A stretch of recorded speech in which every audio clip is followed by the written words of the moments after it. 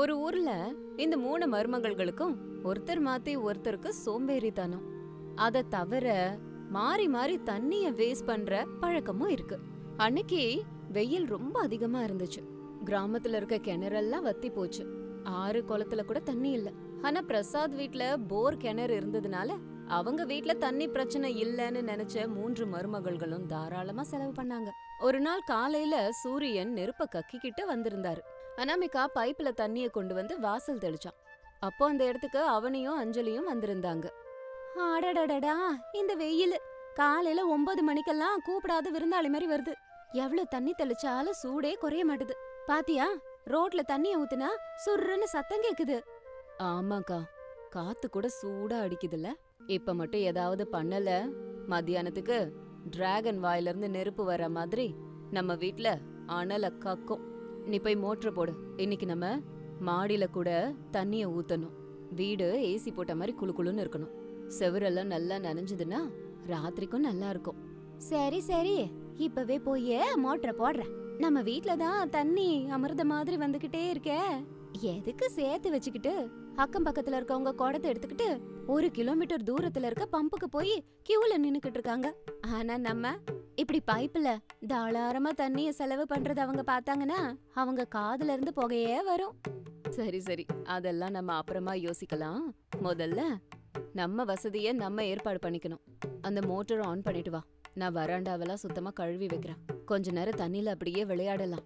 அப்பதான் சூட சமாளிக்க முடியும் அப்படின்னு சொன்னதும் அஞ்சலி போய் மோட்டரை போட்டான். டேங்க் ரொம்பி தண்ணி வழிஞ்சுகிட்டு இருந்துச்சு. 1/2 மணி நேரமா அனாமிகா வாசல்ல தண்ணி தெளிச்சுக்கிட்டே இருந்தா. ரோடே சேறு மாதிரி ஆயிடுச்சு.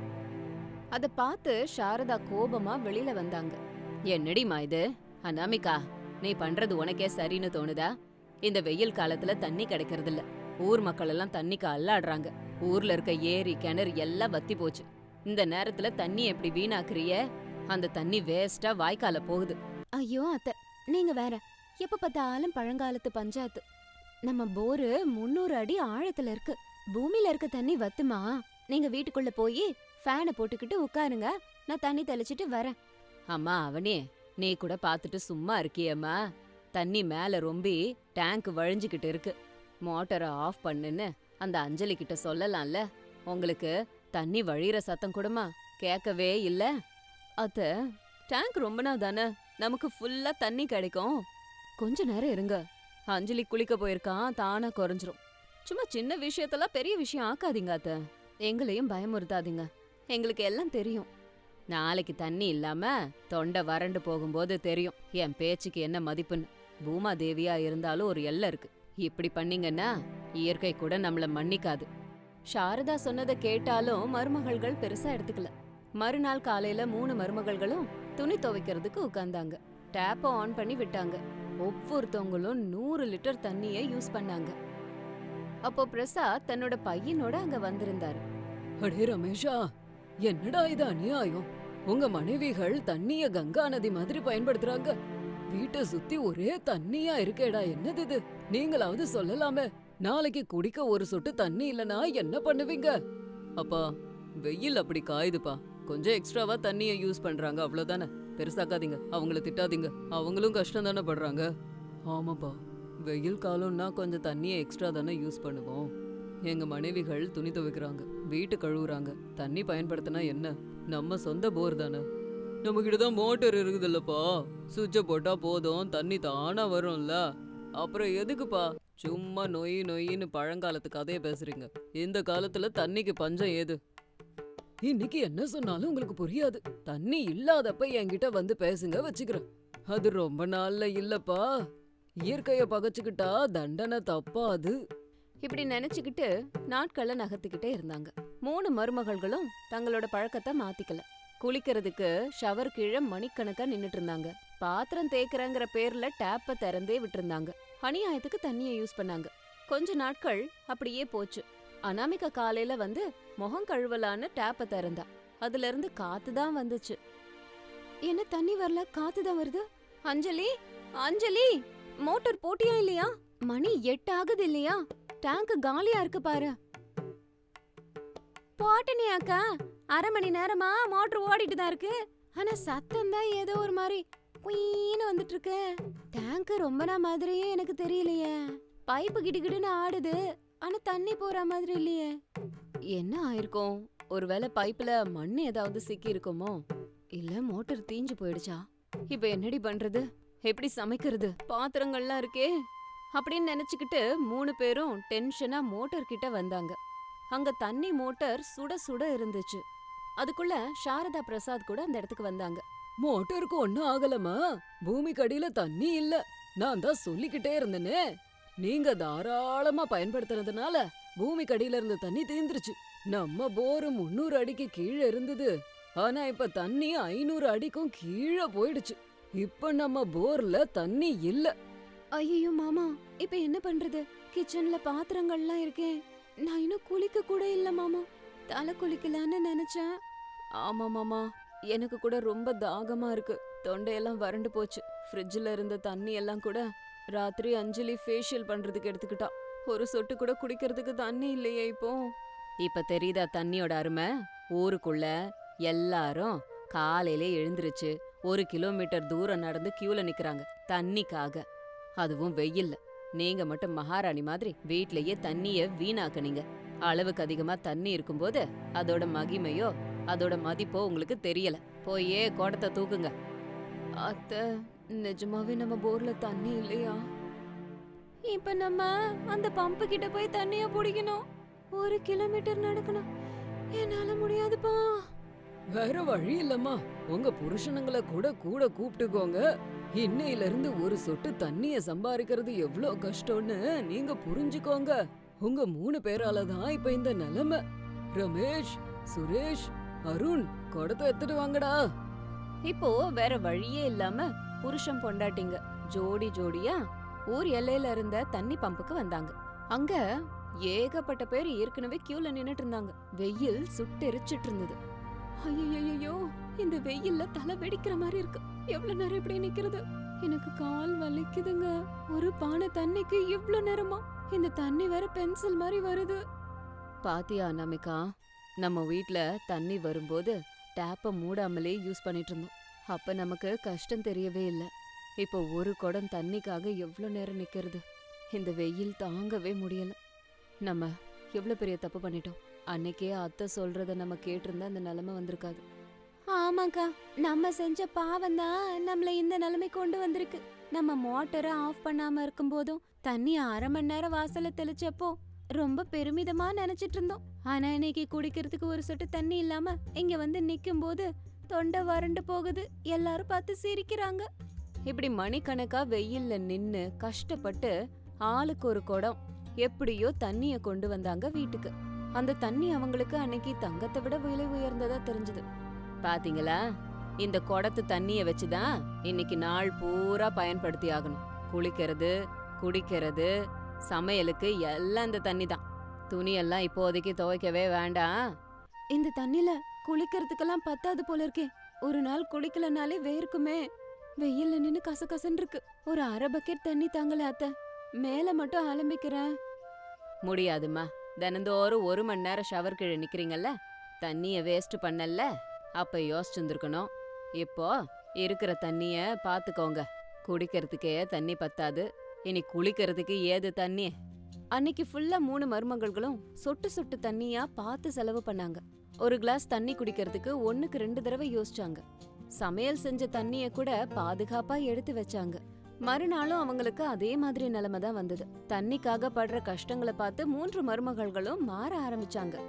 மாமா, தயவு செஞ்சு எங்களை மன்னிச்சிருங்க. தண்ணி இல்லைன்னா ஒரு மனுஷன் உயிரே வாழ முடியாது. அதை நாங்க இப்பதான் புரிஞ்சுக்கிட்டோம். நாங்க செஞ்ச தப்புக்கு சரியான தண்டனை தான் கிடைச்சிருக்கு.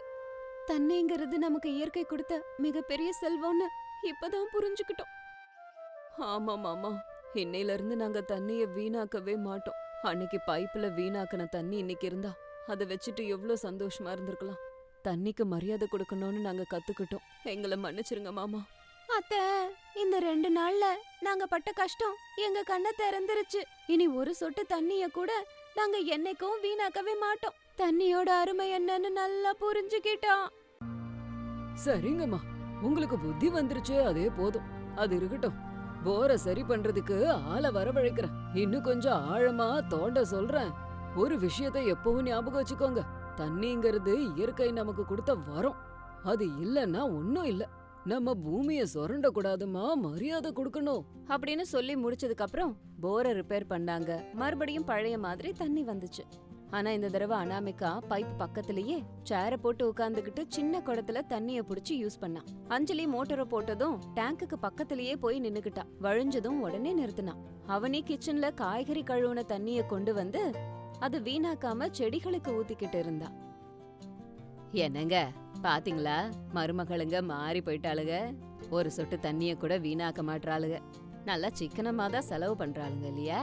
ஆமா சாரதா, கஷ்டம் வந்தாதான் மனுஷங்களுக்கு மதிப்பு தெரியுது. இந்த தண்ணி கஷ்டம் மருமகளுங்களை பொறுப்பான மனிதர்களா மாத்திருக்கு. நம்ம வீடு உண்மையிலேயே இப்போ ரம்மியமா இருக்கு. எல்லாரும் இதே மாதிரி தண்ணிய சிக்கனமா பயன்படுத்தினா யாருக்கும் கஷ்டம் இல்ல. 3 மகன்களும் கூட தன்னோட மனைவிகள் மாதிரி சிக்கனமா நடந்துக்க ஆரம்பிச்சாங்க.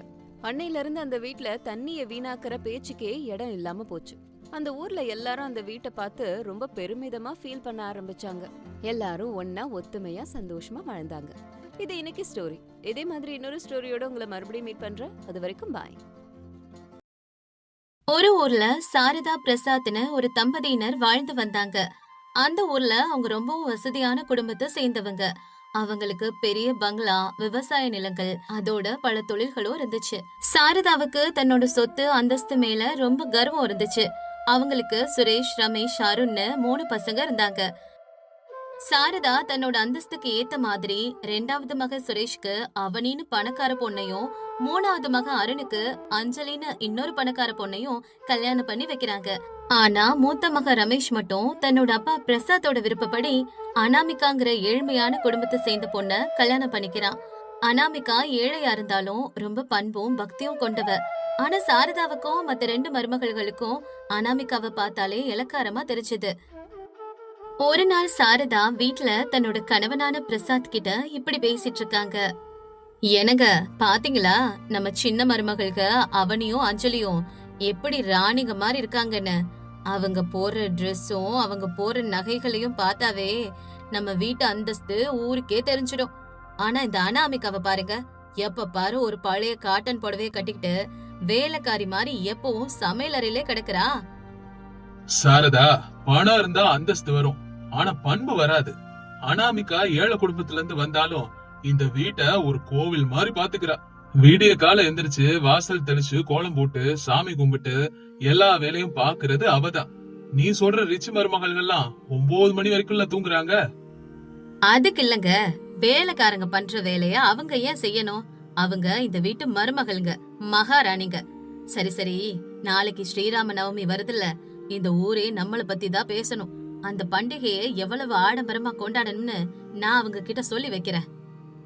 இவங்க இப்படி பேசிட்டு இருக்கும் போதே அனாமிகா காஃபியோட அங்க வரா. காஃபிய குடுத்துட்டு நிக்கிறா. அப்பதான் தூக்கத்துல இருந்து அவனியும் அஞ்சலியும் கீழே எந்திரிச்சு வராங்க. குட் மார்னிங் அத்தை. என்ன காலையில வீடெல்லாம் ஒரு மாதிரி வாசனை வருது, என்னது? குட் மார்னிங் அவனி. நாளைக்கு ஸ்ரீராம நவமி இல்லையா, அதான் வீட்டை சுத்தம் செஞ்சு மாமர இலைகளால தோரணை கட்டிட்டு இருக்கேன். இந்த இலைகளோட வாசனை தான் அது. ஐயா, இன்னும் இந்த பழங்காலத்து வேலைய எத்தனை நாளைக்கு செய்வக்கா? ஈவென்ட் மேனேஜ்மெண்ட் ஆட்களை கூப்பிட்டா அவங்களே பிளாஸ்டிக் பூக்களால வீட்டை டெக்கரேட் பண்ணிடுவாங்களே. ஆமா அஞ்சலி, நீ சொல்றது சரிதான். மருமகள்களே நல்லா கேட்டுக்கோங்க, நாளைக்கு ஸ்ரீராம நவமி. நம்ம வீட்டு பூஜையை பார்த்து இந்த ஊரே ஆச்சரியப்படணும். எந்த குறையும் இருக்க கூடாது. நெய்வேத்தியம் ரொம்ப ரிச்சா இருக்கணும். நான் மத்த ஏற்பாடுகள் எல்லாம் பாத்துக்கிறேன். பிரசாத செய்யற பொறுப்பு மட்டும் உங்க 3 பேருடையது, சரியா? அத நீங்க கவலையே படாதீங்க. நெய்வேத்தியம் பார்த்தாலே நம்ம எவ்வளவு வசதின்னு பணக்காரங்கன்னு கடவுளுக்கே தெரியணும். நான் சிட்டில இருக்கிற ஒரு ஃபேமஸ் 5 ஸ்டார் பேக்கரியில இருந்து ஸ்பெஷல் ட்ரை ஃப்ரூட் கேக்ஸ், அப்புறம் இம்போர்ட்டட் சாக்லேட்ஸ் எல்லாம் ஆர்டர் பண்றேன். ராமர் இத பார்த்தா ரொம்பவே சந்தோஷப்படுவாரு. யூ டோன்ட் வரி அத்தை. அத்த, நான் மட்டும் என்ன குறைச்சலாம்? முந்திரி, பாதாம், பிஸ்தாவால செஞ்ச 1 கிலோ 5000 ரூபாய் ஸ்வீட்ஸ ஆர்டர் பண்ண போறேன். வெள்ளி தட்டுல வச்சு கடவுள் முன்னாடி வச்சா நம்ம ஸ்டேட்டஸ பார்த்து கடவுளே ஆச்சரியப்பட்டு போயிடுவாரு. ஊர் ஜனங்க அந்த பிரசாதத்தை சாப்பிட்டு ஷாக் ஆனோம். எப்படி idea? Very good very good. என் மருமகள்கள்னா இப்படித்தான் இருக்கணும். ஏன் அனாமிகா, நீ என்ன செய்ய போற?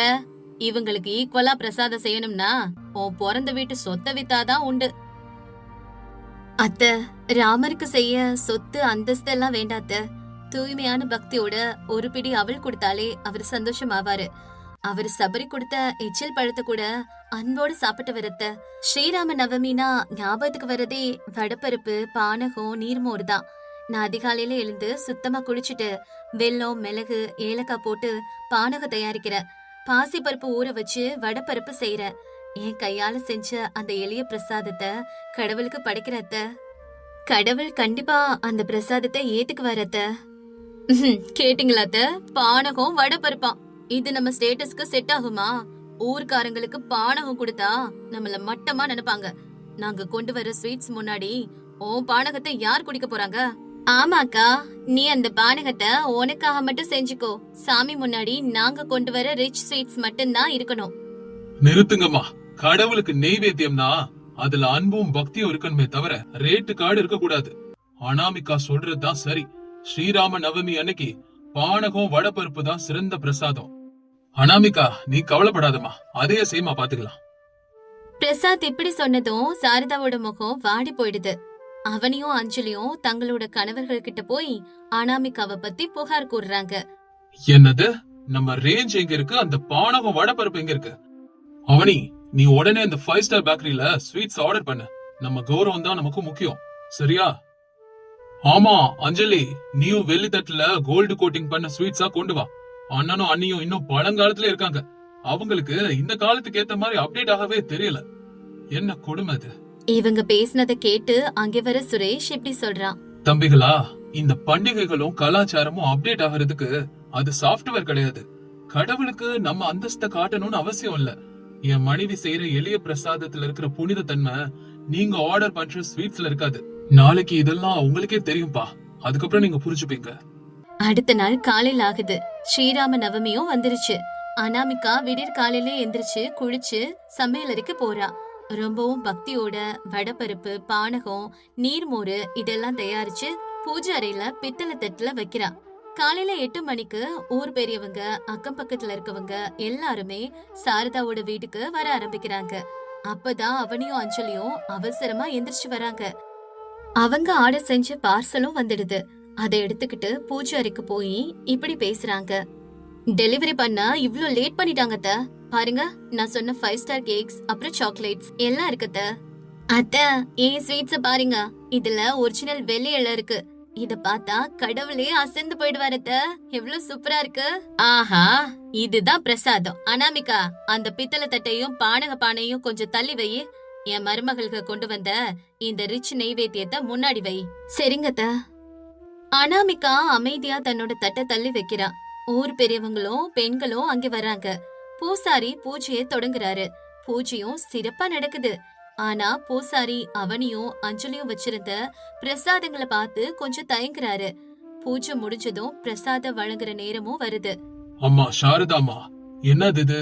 ஸ்ரீராம நவமிக்கு கேக், சாக்லேட், பேக்கரி ஸ்வீட்ஸ் நெய்வேத்தியமா வச்சிருக்கீங்க. சாஸ்திரப்படி இத கடவுளுக்கு படைக்க கூடாதுமா. இதுல எசன்ஸ், கெமிக்கல் எல்லாம் கலந்துருக்கும். இது புனிதமானது கிடையாது. இத அவங்க சுத்தமாதான் செஞ்சிருப்பாங்களானோ நமக்கு தெரியாதுமா. இது எப்படிமா கடவுளுக்கு படைக்க முடியும்? இது முடியாதுமா. என்ன சாமி நீங்க எப்படி சொல்றீங்க? இது எவ்வளவு விலை உயர்ந்தது தெரியுமா? வெளிநாட்டுல இருந்து வந்த சாக்லேட்ஸ் இதெல்லாம். கடவுளுக்கு இதை விட ரிச்சா என்ன தர முடியும்? அம்மா, கடவுளுக்கு தேவை விலை உயர்ந்த பொருட்கள் இல்ல, தூய்மையான பக்தி. சரிமா, வந்தவங்களுக்கு நீங்க இதைய கொடுங்க, அவங்களே உங்களுக்கு சொல்வாங்க. சாரதா, அவனி, அஞ்சலி 3 பேரும் பெருமையோட அந்த ஸ்வீட்ஸையும் கேக்கையும் மக்களுக்கு கொடுக்கறாங்க. மக்கள் அத ஆச்சரியத்தோட பாக்குறாங்க. ஆனா அத வாயில வச்சதும் அவங்களோட முகம் மாறிடுது. அப்ப அங்கிருந்த ஒருத்தர் அத சாப்பிட்டுட்டு இப்படி சொல்றாரு. என்னமா சாரதா, இது என்ன பிரசாத மாதிரி இல்லையே? பர்த்டேக்கு வந்த மாதிரி கேக் குடுக்குறீங்க. அதுவும் இல்லாம இந்த கேக்ல எல்லாம் ஏதோ ஒரு கெட்ட பழைய வாசனை வருதுமா. ரொம்ப நாளைக்கு முன்னாடி பேக் பண்ணது போல, அதனாலதான் அப்படி இருக்கு. என்னமா நீங்க பிரசாதம் குடுப்பீங்கன்னு பார்த்தா இத குடுத்துட்டீங்களே. நீங்க எப்படி பண்ணுவீங்கன்னு எதிர்பார்க்கலாமா? ஆமாமா, இன்னைக்கு ஸ்ரீராம நவமி வேற. இன்னைக்குன்னு பார்த்து வெயில் கொளுத்துது. இந்த வெயிலுக்கு இந்த ஹெவி ஸ்வீட்ஸ், சாக்லேட் எல்லாம் சாப்பிட்டா தாகம் எடுத்தே நாங்க செத்து போயிடுவோம். எங்களுக்கு இது வேண்டாமா? அங்கிருந்த எல்லாருமே அந்த விலையுயர்ந்த ஸ்வீட்ஸ ஓரமா வச்சுட்டாங்க. அவனி அஞ்சலியோட முகத்துல ஈ ஆடல. அவங்க 2 பேரும் இவ்ளோ பணம் செலவு செஞ்சும் மக்கள் வெறுக்கிறத பார்த்து அவங்களுக்கு அவமானமா இருக்கு. சாரதாவும் தலை குனிஞ்சு நிக்கிறாங்க. அம்மாடி அனாமிகா, இங்க வாமா. நீ காலையில சுத்தமா செஞ்ச அந்த பானகம் வடப்பருப்பு இதெல்லாம் எடுத்துட்டு வந்து பூஜை அறையில வைமா. அதான் ராமருக்கு உண்மையான நெய்வேத்தியம். சரிங்க மாமா. இப்ப அனாமிகா ரொம்பவே சந்தோஷமா உள்ள போய் தான் செஞ்ச பானகம், வடப்பருப்பு, நீர்மோரு தட்டு இதெல்லாம் எடுத்துட்டு வந்து எல்லாருக்கும் பரிமாறுறா. அந்த கடும் வெயிலுக்கு ஜில்லுன்னு பானகம் தொண்டையில இறங்குனதும் எல்லார் முகத்திலயும் நிம்மதி வருது. அப்ப அங்கிருந்த ஒருத்தர் இப்படி சொல்றாரு. அடடடடா, என்னம்மா இது அமிர்த மாதிரி இருக்குதேமா. அனாமிகா, வெயிலுக்கு தொண்டை வறண்டு போயிருந்தப்ப இந்த வெள்ளம் கலந்த பானகத்தை குடிச்சதுதான் எனக்கு உயிர் வந்த மாதிரி இருக்கு. நீ செஞ்ச இந்த வடை பருப்பும் அவ்வளவு ருசிமா. அனாமிகா, உன் கையில ஏதோ ஒரு மகிமை இருக்குமா. உன்னோட உண்மையான பக்திக்கு ராமரோட அருள் எப்பவும் இருக்குமா. ஆமாங்க, பிரசாதம்னா இதுதான். இதுல அனாமிகாவோட பக்தியும் அக்கறையும் தெரியுது. அம்மா சாரதா, உனக்கு கோடி கோடியா சொத்து இருக்கலாம், ஆனா அனாமிகா மாதிரி ஒரு மருமக கிடைச்சதுதான் உன்னோட உண்மையான அதிர்ஷ்டம். அங்கிருந்து எல்லாருமே அனாமிகாவை புகழ்ந்து பேசுறாங்க. சாரதாவுக்கு அப்பதான் ஞானோதயம் வருது. பணத்தை விட, அந்தஸ்தை விட பாரம்பரியமும் பண்பும் பக்தியும் தான் பெருசுன்னு புரிஞ்சுக்கிறாங்க. அவனியும் அஞ்சலியும் தங்களோட தவற உணர்றாங்க. அப்ப அனாமிகா அவங்கள தேடி போய் அவ செஞ்ச பானகத்தை அவங்க கிட்ட குடுக்கறா. அவனி, அஞ்சலி, இந்த பானகத்தை குடிங்க. இந்த வெயிலுக்கு உங்களுக்கு கொஞ்சம் இதமா இருக்கும். கடவுளுக்கு எப்பவும் விலையுயர்ந்த பொருட்களை தான் படைக்கணும்னு அவசியம் இல்ல. நம்ம எளிமையா பக்தியோட படைச்சாலே போதுமா. எங்களை மன்னிச்சிடுக்கா, நாங்க எப்பவும் ஒரு பணக்கார திமிர்ல இருந்துட்டோம். பண்டிகைனா பணத்தால செய்யறது இல்ல, அது மனசால செய்யறதுன்னு நீ நிரூபிச்சுட்ட. ஆமாக்கா, எங்களை மன்னிச்சிடுங்கக்கா. இது நாள் வரைக்கும் பணத்தால எதையும் வாங்கலாம்னு நினைச்சிட்டு இருந்தோம். ஆனா கடவுளோட அருளையும் மனுஷங்களோட அன்பையும் வாங்க முடியாதுன்னு இன்னைக்கு தான்க்கா தெரிஞ்சுக்கிட்டோம். அனாமிகா, என்னையும் மன்னிச்சிடுமா. எப்பவும் உன்னை குறைவாவே பாத்துட்டேன். என் அந்தஸ்து பித்தால கடவுளுக்கே அபச்சாரம் செய்ய பாத்துட்டேன். நீ இன்னைக்கு என் மானத்தை காப்பாத்திட்டமா. உண்மையான செல்வங்கிறது பேங்க் பேலன்ஸ்ல இல்ல, உன்னை போல பண்பான மருமக கிட்டதான் இருக்குன்னு இன்னைக்கு நான் புரிஞ்சுக்கிட்டேமா. ஆமாமா அனாமிகா, உன்ன மாதிரி ஒரு பண்பான அன்பான மருமக கிடைச்சதுக்கு நாங்க எல்லாரும் கொடுத்து வச்சிருக்கணும். ஆனா பாரு, உன் அத்தைக்கு இன்னைக்கு தான் உன் அருமை புரிஞ்சிருக்குது. என்ன தம்பிகளா, உங்களுக்கும் நான் நேத்து சொன்னது நல்லாவே புரிஞ்சிருக்கும்னு நினைக்கிறேன். அக்கா, நாங்களும் எங்க தப்ப உணர்ந்துட்டோம்க்கா. இதுக்கப்புறம் நமக்குள்ள எந்த பாகுபாடும் இல்லாம நம்ம எல்லாரும் ஒற்றுமையா இருக்கணும். அப்படி எல்லாருமே அவங்களோட தவறுகளை உணர்றாங்க. அந்த ஸ்ரீராம நவமி அன்னைக்கு அந்த வீட்டுல பணக்கார திமிர் அழிஞ்சு அன்பு, பக்தி, ஒற்றுமை இதெல்லாம் மலருது. அன்னையில இருந்து அந்த குடும்பத்துல இருக்க எல்லாரும் சந்தோஷமாவும் பாகுபாடு இல்லாமையும் ஒற்றுமையாவும் வாழ தொடங்குறாங்க. சுபம்.